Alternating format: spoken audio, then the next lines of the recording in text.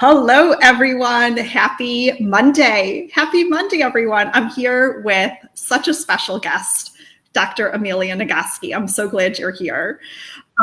Dr. Amelia is the co-author of the book Burnout, along with her sister, who is mentioned and quoted frequently in our community, Dr. Amelia Nagoski, who wrote the book Come As You Are.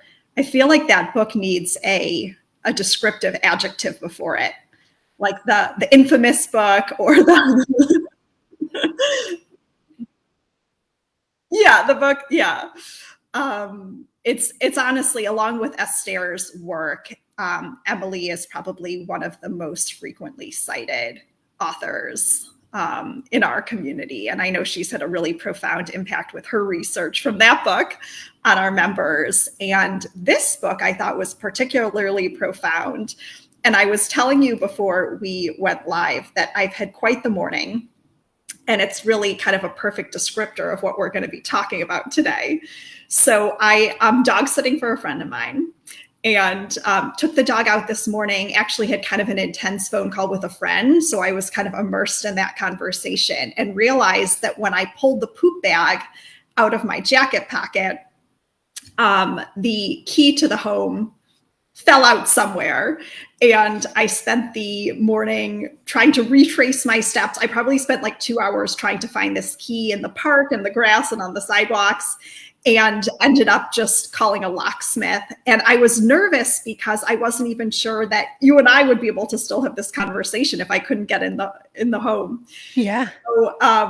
So I was so grateful that happened. But I was sitting there. I was like doing the prep for our conversation while I was sitting there. I'm like, I might as well use our time.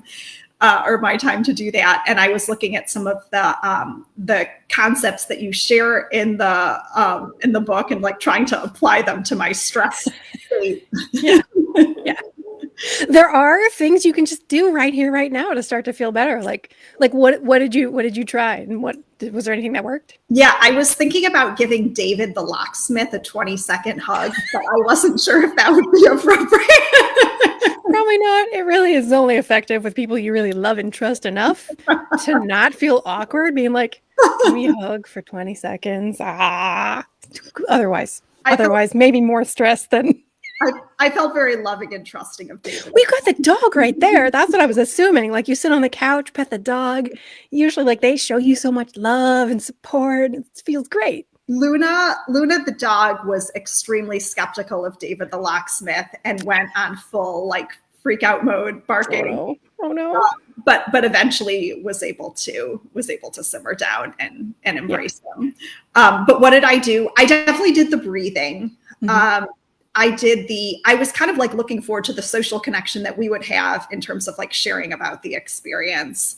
The physical activity I had kind of just done with the walking. Right. Yeah.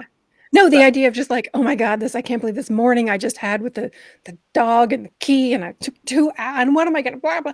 And just, this is going to make a really funny story. And like the telling of that story, that's a very natural human instinct to like share. And if someone else, a burden shared is not a burden doubled, it's a burden halved, that kind of thing.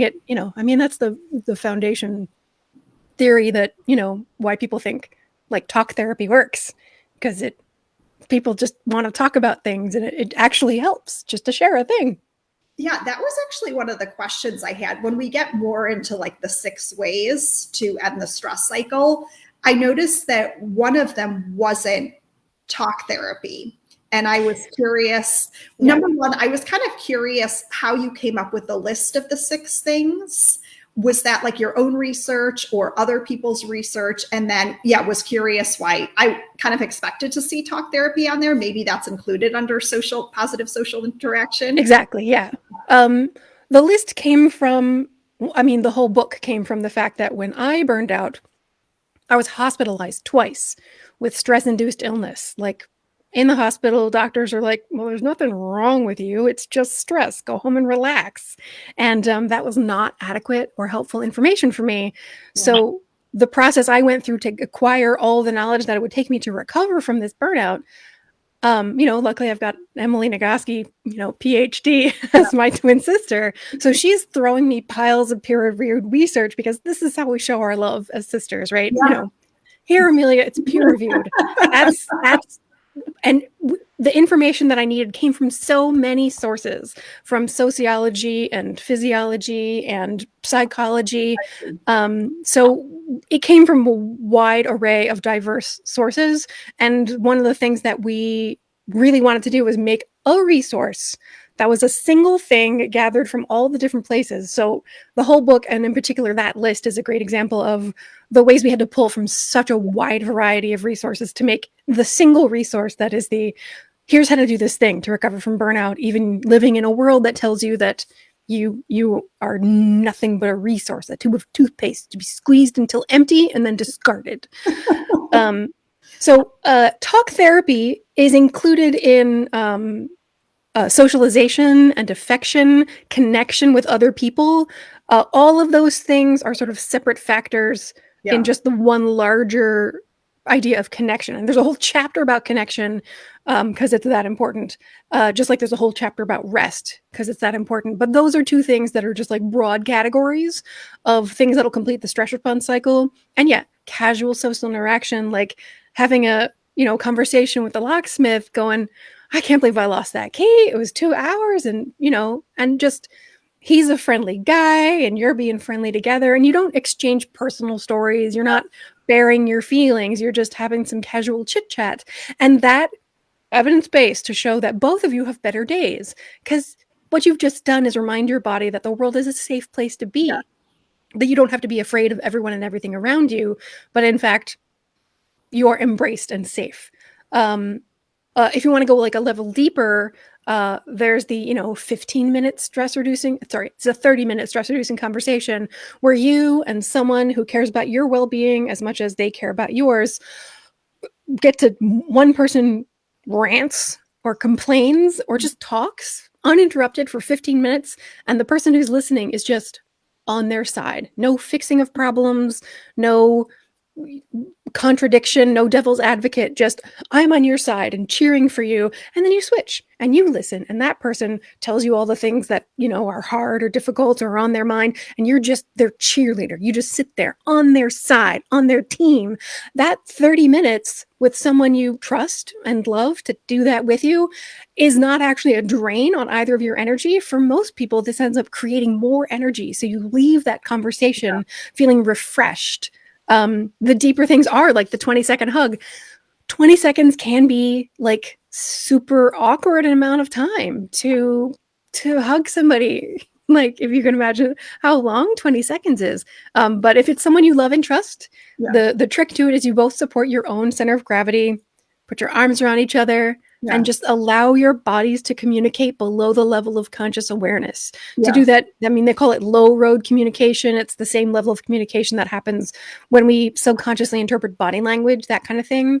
Physical proximity, mere proximity can communicate to your body, I am safe, I am loved, I am home, I can let go of whatever the stress was that was with me before. And even if you're not aware, you're not thinking, oh, I feel stressed right now. You're just like, chopping along on your day, boop, ba-doop, ba-doop, and then you have a 20-second hug. It's not about the 20 seconds. It's about a long enough duration of time that you can feel your body shift. It feels that something has changed. And that relaxation and opening and sort of sun shining brighter, kind of warmth, readiness for anything, that's the feeling of a cycle being completed. And you can feel that physiological shift even if you weren't aware that you were holding on to stress at all before that. And of course, everybody's favorite one is the 6-second kiss. Again, super awkward with someone you don't really love and trust. And the relationship scientists who did this research is John and Julie Gottman, and they describe it as long enough to be a special moment, not long enough to make the kids late for school, because it's not about the 6 seconds exactly. It's about the fact that you are in this intimate physical proximity with someone you love and trust enough to do that with. And it reminds your body, it shows your body and allows it to understand that it is safe, it is home, it is with this person. and you are protected and loved, and not, you don't have to carry that anxiety around before.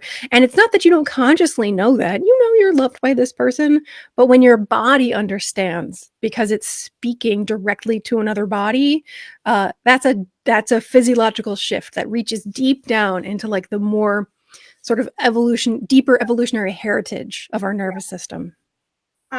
You brought up a really interesting point in which, and you talk about this in the book, this idea that oftentimes when we think about emotions, it's like, what is an emotion? Is it like a thought?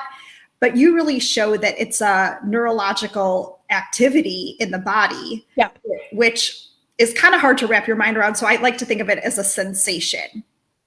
Yeah, you might experience it as a sensation. Absolutely. I have a condition called alexithymia, which means like I have a clinical inability to sense my inner experience.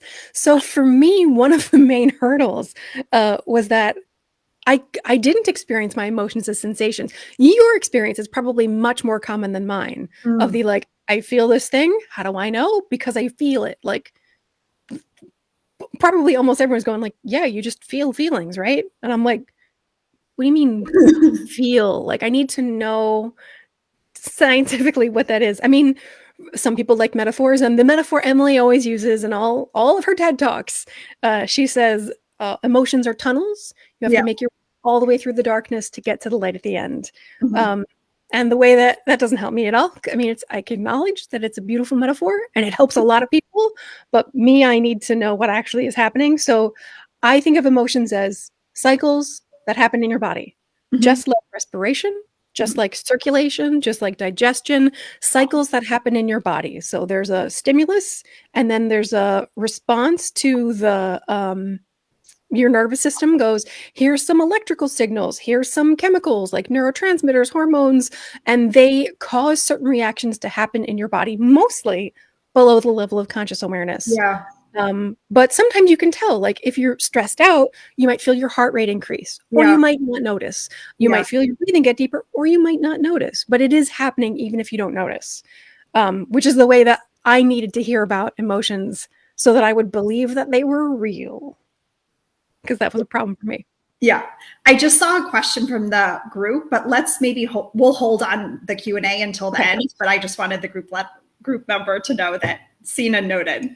Yeah, no, alexithymia, I would love to talk a lot about that. There's research and I want to, yes, but let's come back to it. Absolutely. I have things to say. You know, and it's come up in the group recently a couple times, people either with children or romantic partners that have it. So that will be great. Yeah.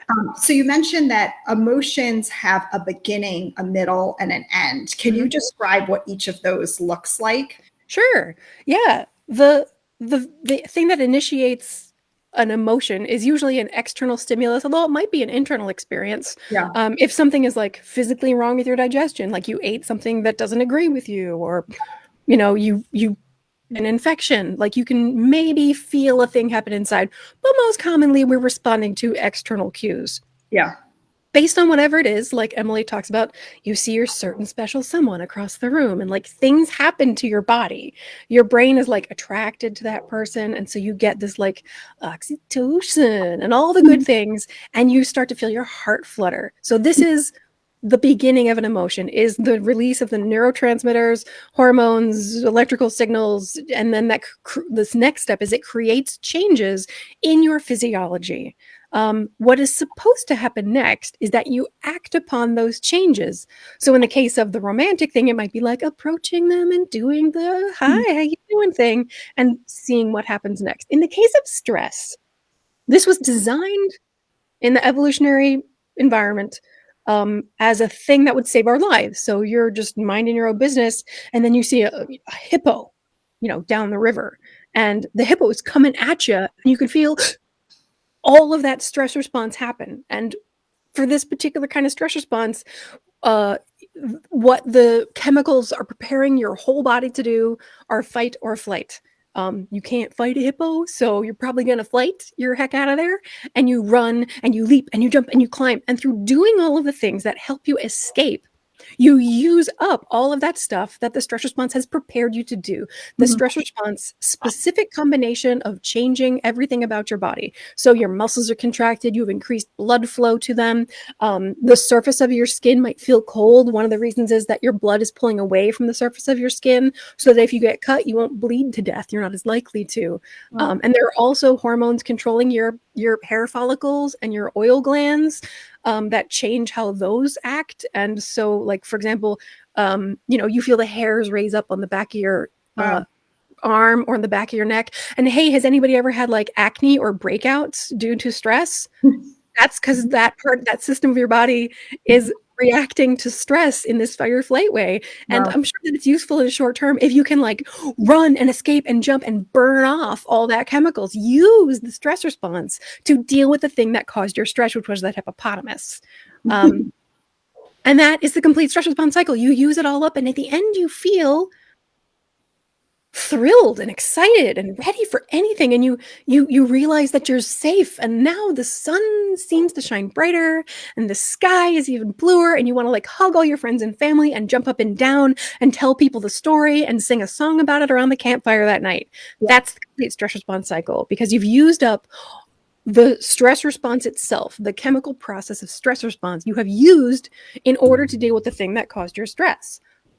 The problem these days is that we're not chased by hippos, which isn't actually a problem. But the problem is that the things that cause our stress cannot be solved with fight and flight.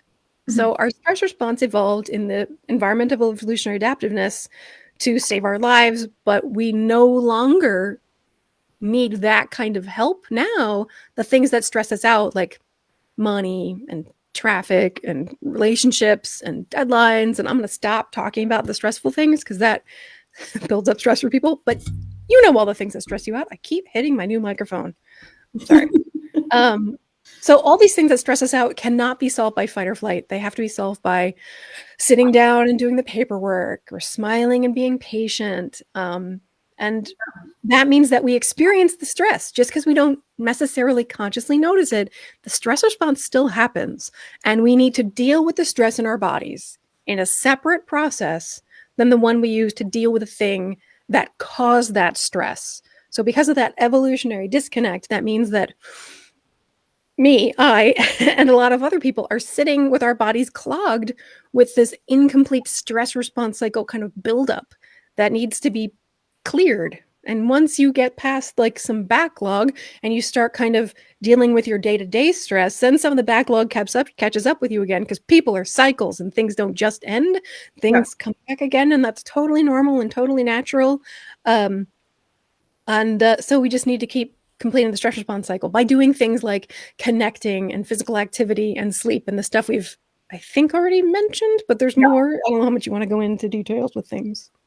What I thought was so interesting about the hippo example is it wasn't the fact that the hippo stopped chasing you that led to the end of the stress cycle. It was the fact that you ran and then you were able to tell your neighbor about it, and your neighbor was excited that you made it out alive. Yeah. And those connective physical activities that signaled to the body that you were safe. It wasn't that the hippo stopped chasing you. And so in situations where it's like the stress is because of taxes or a romantic partner, it's not just like having the conversation or submitting the taxes that leads to the end of the stress cycle. It's like the laughing, the crying, the being creative, the physical activity, the breathing, one of those 6 peer-reviewed researched activities that helps. Yeah. The weird thing is that the things that do make us safe these days, like certain kinds of legislation can protect you, but your body does not speak the language of legislation. So one of the examples we talk about after we published Burnout, we were talking to a journalist in Ireland who was working toward the legalization of abortion in Ireland, and the vote passed. For some reason, they thought it was a good idea to put women's health up for a vote by the population, which I can't even imagine the amount of stress that would cause. But then again, in America, we're not that far from it either. So they pushed and pushed to get this vote, this legislation passed, and it did pass. And this journalist we were talking to was saying that she really expected for the vote to pass and for her to feel done. Like, Yeah. okay, it's past, I'm safe now, but your body doesn't know what that is. And she and all her friends like got sick and collapsed at the Yeah. end of this, not because they had failed and they felt terrible. No, they succeeded, but the success, the safety they created for themselves was the intellectual kind of, frontal cortex safety that we cognitively rationally understand, but our bodies don't know. So we still have to let our bodies know that they are safe by speaking their language and doing the things that complete the stress response cycle. Yep. It's such a good point. And one of the things that I thought was interesting, this was actually from a conversation that you and Emily had with Brene Brown. And Emily mentioned that one of the things there's like a double-edged sword to this. Number one, you can help alleviate the stress of a stress cycle, mid-stress cycle, by knowing these 6 things, which is the positive side. And then the concerning side is if you don't know these techniques, you might complete a stress cycle, but still feel all of it in your body. And that's what leads to like the burnout and the emotional upheaval. Yeah. I want to get really specific about the language, that the stress cycle is the thing that happens in your body. So like there may be a stressor and either a short or a long-term process of what's causing that stress. So like, if you're working towards an electoral goal and you're, doing advocacy or activism for, like, say you're protesting police violence, for example, there are some aspects of a protest, like physically going to a protest and marching in time with other people actually is a really positive physical way to connect to other people, to move your body physically from an idea of danger to an idea of safety. That will do it. But the parts of the work that are just like emailing your representatives, like those things can help, but they don't feel like they're helping to your body deep down.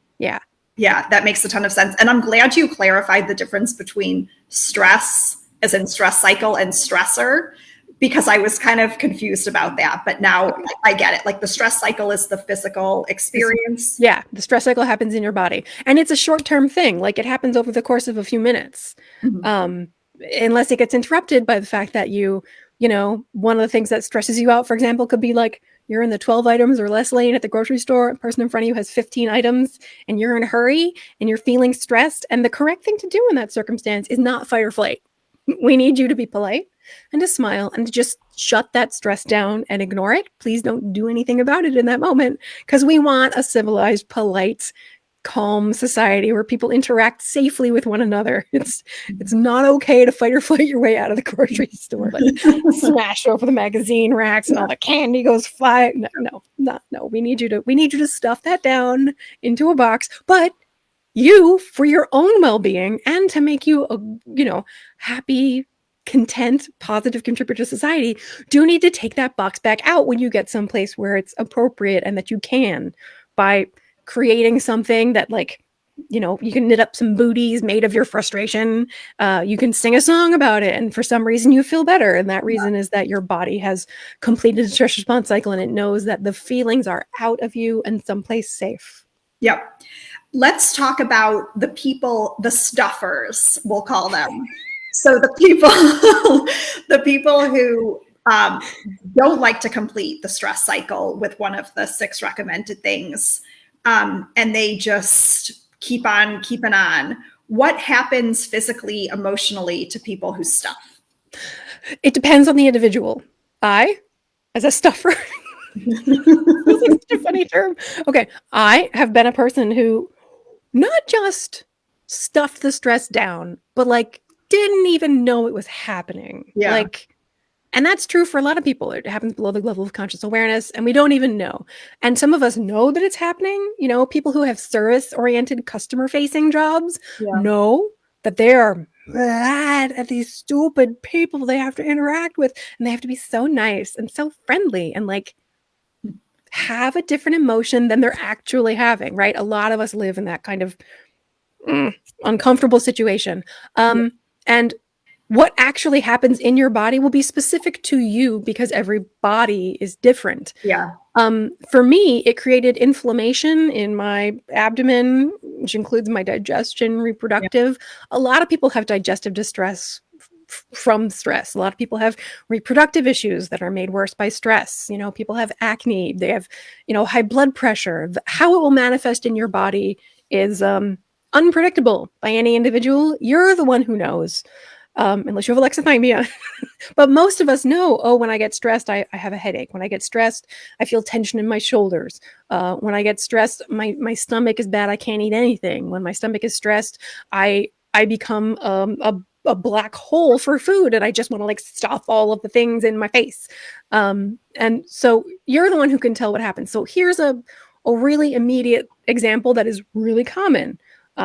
When you're experiencing stress, your heart rate and blood pressure increase to move more oxygen via your blood into your musculoskeletal system. And what are they called? Blood vessels that carry that blood are intended to handle a gently flowing stream. Yeah.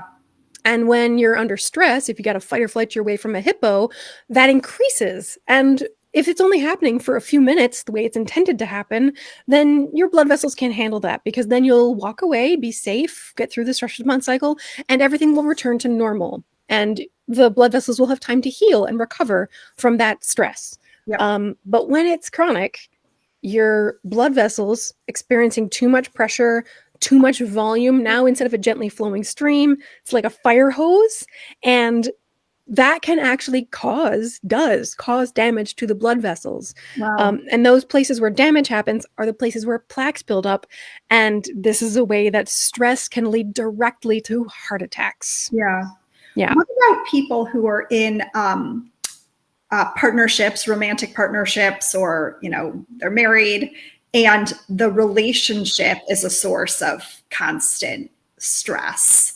What advice or recommendations would you have to people who they're either trying to make it work, or they feel they need to make it work for financial reasons, or because they have kids together? Yeah. Like, how can people complete the stress cycle when they're kind of quote unquote stuck by choice in one of these situations? Yeah. The same ways that everybody completes the stress response cycle in any situation. However, we're kind of moving to chapter 2, which is how to deal with the things that cause your stress. Yeah. And there are 2 things to take into account. Your internal frustration. It might be you have this system in your brain called the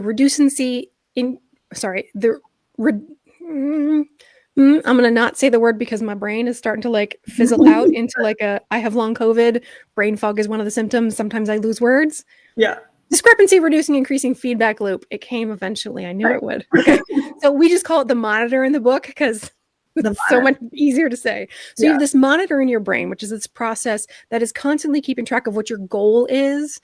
And it knows what your goal is and how much effort you're putting toward reaching that goal and how much progress you're making. Wow. So if you're making almost no effort at all and you just go whoosh, goal achieved, yay, happy monitor. But if you're like working really hard and not making as much progress as you thought you were supposed to make, then your monitor is going to get upset, and that can lead to frustration or disgust or any of the inside out emotions, including sadness. Which can actually, like, when your monitor decides this thing is not actually an achievable goal, it will flip you over from just like frustration and rage into despair, and you'll just like give up. I can't do it anymore. I don't know. And then you might like switch back to rage for a hot second and be like, I can't believe he put me in this situation and I just can't. And how come this happened to me?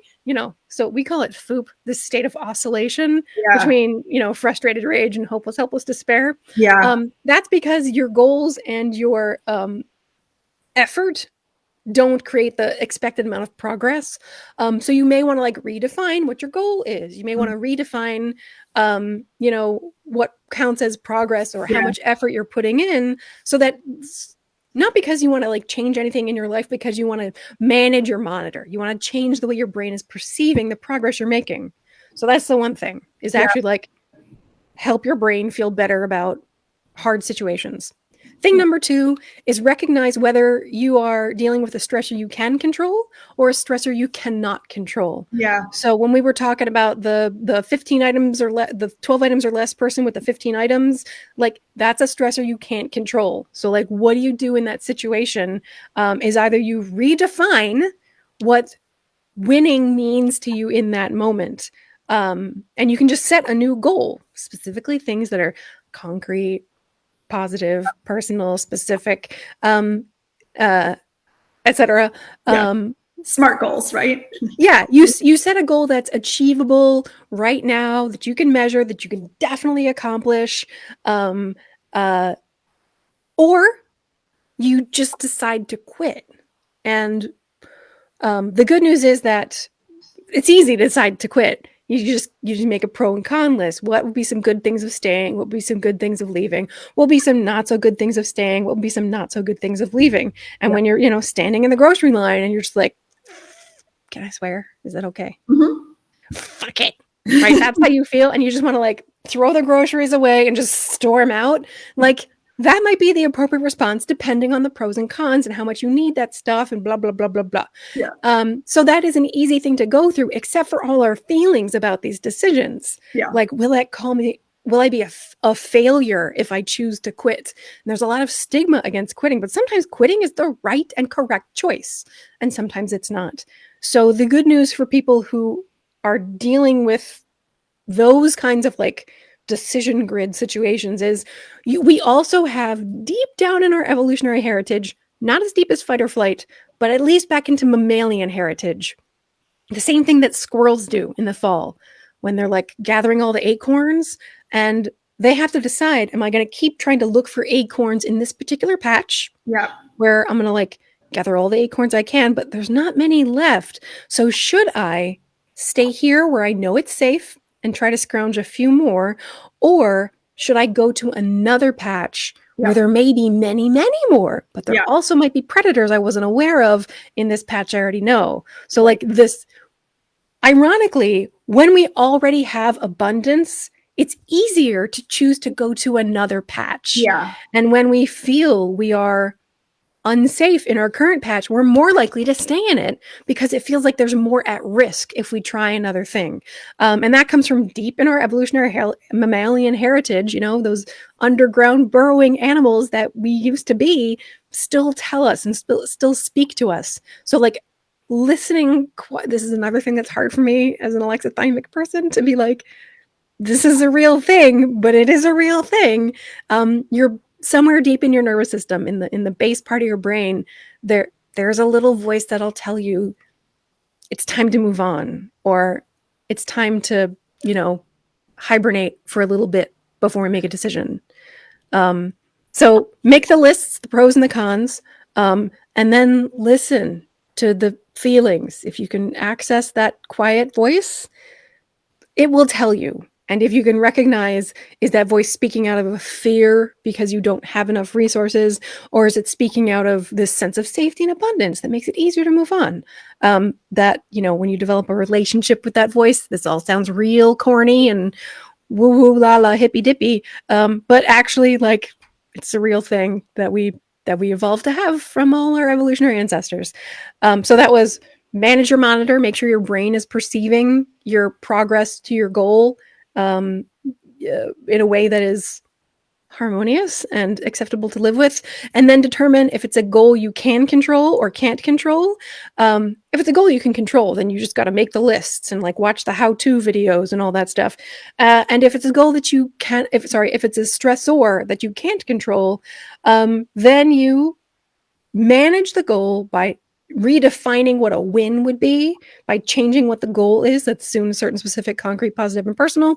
Or you question, maybe I should quit. Make yourself a decision grid and then listen to the small voice. That was all of chapter 2, except for some of it. It was not all of chapter 2. It was highlights of chapter 2. It's so funny you gave that example of the squirrels. I feel like, so I'm immersed in a really challenging decision right now. Mm-hmm. I bought and moved into a new home, my first home, a year ago. And ever since I moved in, I've been getting really sick in weird ways. Oh. And it started out more with like respiratory. And I did some air quality testing and I brought remediators and crossed my fingers that it would work, and it totally didn't work. And I got the air ducts cleaned, didn't work. Like, brought in a bunch of HEPA air filters, didn't work. And then in February, I started to have like stabbing chest pain and heart palpitations, but only when I slept in my home. Like if I went away for a business trip or did some dog sitting, it would go away, and then I'd come home and it would come back. And it's just very clear that we can't quite figure out what's going on. But it's very clear that I'm having like a strong physical reaction to this. Yeah. And I'm someone who like thrives on stability, routine, comfort. You're not alone. I don't have a super high need for novelty. Like my idea of novelty is going to the grocery store and like seeing what's on sale, you know, but like still buying the same things I always buy. So I'm in a situation now where I have to make a really big decision, like health implications, obviously financial implications. And I feel like I have been stuck in the most ridiculous stress cycle for, I mean, you might even say the past year, but we could say at least several months. Yeah.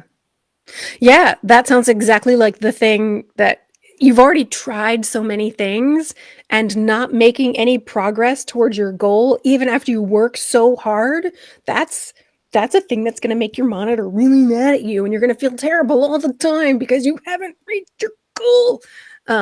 So yeah.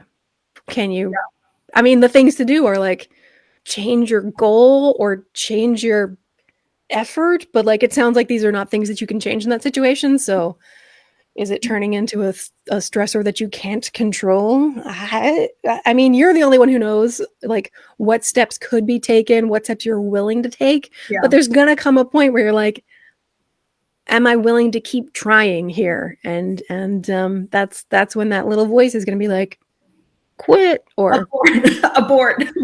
Or here's another thing.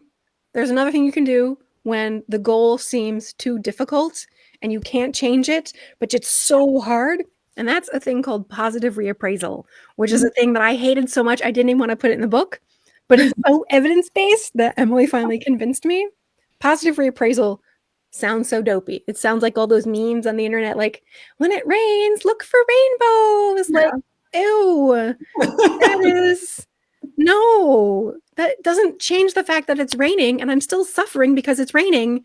A rainbow does me no actual good. Just because it's pretty, it's not helpful. Anyway, that's not really what it is. Positive reappraisal is when you look at a challenge and you decide this is worth it.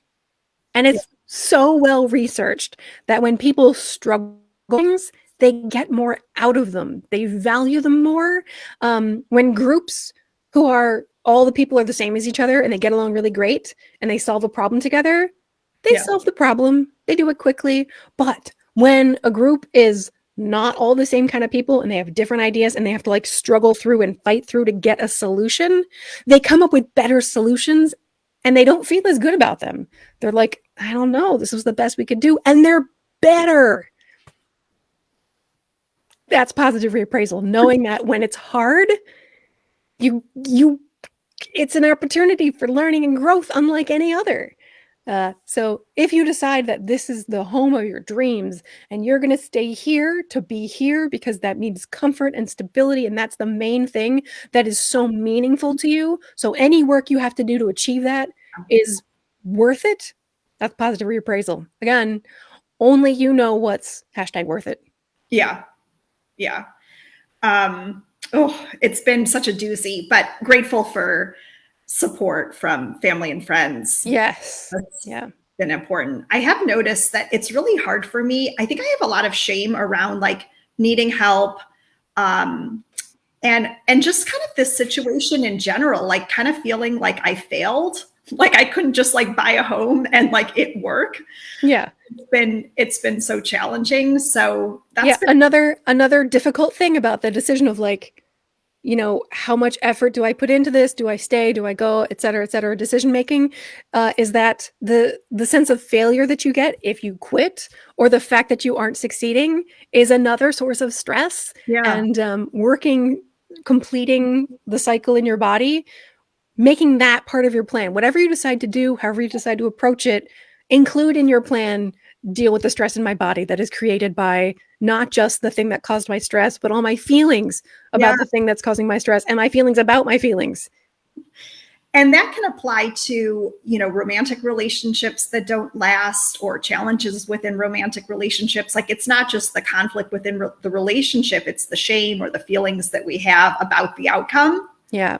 As well. Yeah. And it's not just necessarily internal shame, but like society does shame people for having relationships that fail, or staying in a relationship that seems like you shouldn't be in anymore. And people are like, well, why'd you stay? And you're like, well, my inner squirrel told me to stay. But like the world is telling you that you shouldn't do that. And so you feel ashamed, even though you don't feel ashamed because somebody told you to, which again, the cure for that, and the cure for all of these things we've talked about so far really, is having those people around you who support you, who remind you that that bigger picture of stress, those messages of you being a failure or should be ashamed, people who remind you that that's not true, that you are worthy of love just as you are, that there's no reason for you to be ashamed, that any shame you feel is a temporary feeling you can move through. It's a tunnel. You have to move all the way through the darkness to get to the light at the end, but there is an end. And somebody's standing there at the end going, I'm over here. You can just come on over. Or if you get stuck in there, they'll just crawl in there with you and sit down and be like, let's just sit in the shame cave together and keep each other company. And when you're ready, we'll move on out with you. That's the bubble of love, we call it. That's chapter 6, I think, of the book. And it is actually the cure for burnout in the end. Because the main premises of the book is that self-care, not the cure for burnout. We're talking about like managing stress and completing the stress response cycle. But like you're saying, the things that interfere with you doing the things that you need to do aren't so much about the things that you can do for yourself. They're about your relationships with other people, which is why the cure for burnout is all of us caring for each other. The only way we can actually recover from burnout is by not thinking that we can do it ourselves, because it's not possible. You can't stand against the tide of misinformation and social media messaging and HGTV telling us that if we don't have a white kitchen, we just don't even deserve to eat. Like, who could do that alone? It's impossible to do that alone. You need to have your people around you to tell you your avocado green kitchen is worthy of love. Just as it is. You don't have to change anything in order to be healthy and to, thrive, which is why the cure for burnout is all of us caring for each other. That's such a great place to end, because that is so the ethos of the Esther Perel discussion group, and our community and our members, and how we show up for each other. And exactly. That's it. That's kind of what it's all about. Amazing. Okay, let's go on to some questions. I haven't seen a ton in the chat, but I did see the question about resources for, can you pronounce it? Alexithymia. Yes. I have heard it pronounced alexithymia, but most people say alexithymia, so that's how I say it. Okay. Here's my rant about alexithymia research. It's garbage. It's trash. They can't even agree. All the different researchers can't even agree on what the definition of the thing is. They can't even agree on what feelings are. They're like, they know that like there's some disconnect between people who have alexithymia and their feelings, but is it their emotions? Is it their physical sensations? And like, they're not aware that emotions are cycles that happen in the body. So yeah, if you're not aware of your emotional feelings, it's because you're not aware of your physical feelings, because anyone who has a feeling is feeling it in their body, because that's what emotions are. And the people who do the research on alexithymia have failed to, like, they've gone back and forth over decades. They've gone back and forth about, people with alexithymia, and there's another thing called somatothymia, like, they can't feel their bodily sensations. Oh no, they can't feel their emotional sensations. Children, they're the same thing. Like, when I taught my music, I was teaching Music 101 for years. I taught Music 101, and I would talk about affect, emotion that is expressed through music. And I had to make clear when I taught that when I say feelings, I mean feelings like love and happiness and anger and stuff, but also feelings as in like tangles in your skin or like butterflies in your stomach. Because guess what those are? They're indications of emotion. So unfortunately, I cannot recommend any good alexithymia resources because there are none, because the research is garbage. Sorry. So sorry to the group member who was like all excited to get. I have one. Yeah.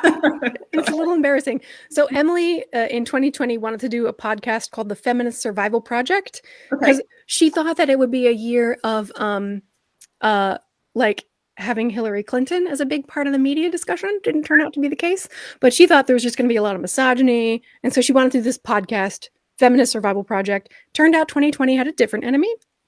Yep. And it was a virus. Yep. But as part of that podcast, I did a series at the very end of how to listen to your body. It's a 5-part series of like the basics for beginners. If you have alexithymia in particular, or if when somebody says, listen to your body, you have no idea what that means or how to do it. The podcast is called The Feminist Survival Project, and the last like 5 episodes are a series called How to Listen to Your Feelings. There you go. It's not specifically about alexithymia, but it's about the things that people who have alexithymia find it difficult to do. The good news is it is a learnable skill. It is not like if you have alexithymia, you'll never be able to feel your feelings or like notice it just means that it's going to be harder for you than for other people, but it's 100% a learnable skill. I learned it. I know that it's learnable because I learned it, and it was slow and it was hard. And Emily's like the opposite of alexithymic. She has overwhelming sense of her own internal experience, and she finds it shocking how little I'm aware of my internal experience. And I find it shocking. How does she live in a body where she's constantly feeling all her feelings? Like, how do you do? Anyway, so do you think that being surrounded by someone like Emily, who's so in tune with that, helps you be more in tune with your own? No. You'd think. But no, she just seems mysterious to me. Like, how is that happening? How are you noticing all of that? And I'm a little bit tickled by the idea that that's actually happening inside me too. I have all that same stuff. I'm just not aware of it. It's pretty fascinating.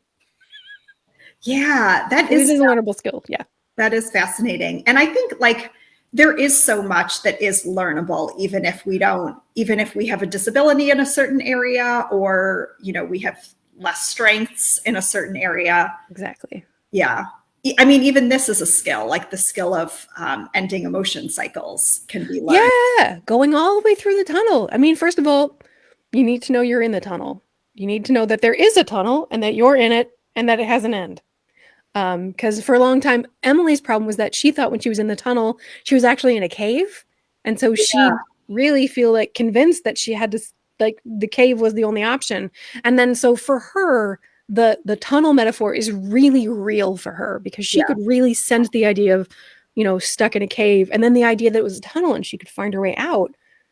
Her experience of that is almost literal. Like But I feel like also when you have that language, someone who's read the book or watched our conversation, if you say to them, listen, I'm in the tunnel. Can you like come sit with me, or can you like give me a hand and help pull me towards the light? Like, that's like a shared language that you can use now. Yeah. And even if it's just like, I'm deep in my feelings, I feel X or Y or Z, and the other person's like, I have been in that tunnel too. And you can just like either just sympathize because that works too, or you could talk about your feelings. That's an evidence-based thing that we know works. Talking about your feelings, it feels so like, it feels not real. It feels like, the touchy-feely woo-woo stuff, but talking about your feelings, evidence-based. Yeah. I mean, sometimes that's all you need is somebody else who can hear you tell them what it feels like to be in that tunnel. And if it feels like a cave. Yeah, I got a voice message from a group member last night who's like aware of the situation, my house situation. And she basically, it was like a very detailed message where she basically reflected back to me all of the things that I've been thinking and experiencing and like stressed about and struggling with. And it just felt kind of like maybe the sitting with me in the tunnel, or maybe like giving me a hand, kind of pulling me closer to the light. Like I just felt so kind of understood. Exactly. And it was just so powerful. Yeah. Yeah. Because your burnout is not self-care. It's not you doing it yourself. It's all of us working together, helping each other, caring for each other. That's a great example. Yeah. Thank you. I want to end on that note because it brings it full circle. What our community is all about. We show up for each other in our most challenging moments, in our most elated states, during the funny times and the uncertain times. So we're all just kind of walking each other home in a sense. Totally. Yeah, I love that image. Well, thank you so much, Amelia, for your time and insights today. I wanted to give you an opportunity if you wanted to share any things you're working on or ways that group members can connect with you. The thing I'm working on right now, in a small, very niche thing that I'm doing is I have started a YouTube channel called Autistic Burnout because since the book was published, Emily and I have both been diagnosed with autism, and I with alexithymia also. And when I started learning about it, I also learned that a lot of autistic people experience stress and burnout, and they feel like there are no resources that speak to them and their needs, which is exactly how I felt and why we wrote Burnout, which it turns out is for autistic burnout because we wrote it for me and I didn't know I was autistic at the time. So I started this YouTube channel for anybody who's experiencing burnout and are coming at the world from a neurodivergent perspective, to talk about the things that are in the book that are directly true for autistic people, according to what limited research there is, and also according to my experience. And as it, hopefully people more, come and join and have a conversation about it, we can get, other people's stories and contribute. It's very niche and very small because people with autism are only like 1% of the population. But if you are or love someone who's in that 1%, there's a resource. That's fantastic. I'll get the link from you and I'll link it up in the comments. Gotcha. So wonderful. And I saw some folks linking up some of the resources that you shared about in the comments as well, including the Feminist Survival podcast. Someone said, I recommend the podcast to almost all of my coaching clients. It's so good. Each person finds their magic episode. Great. And someone else said, amazing, we'll follow you on YouTube. So thank you again so much, Amelia, for this incredible research and this body of work that you've put out there, and for your time today as well. Thank you so much. Thanks again. Okay, bye everyone. We'll catch you in the group soon. Bye. Bye guys.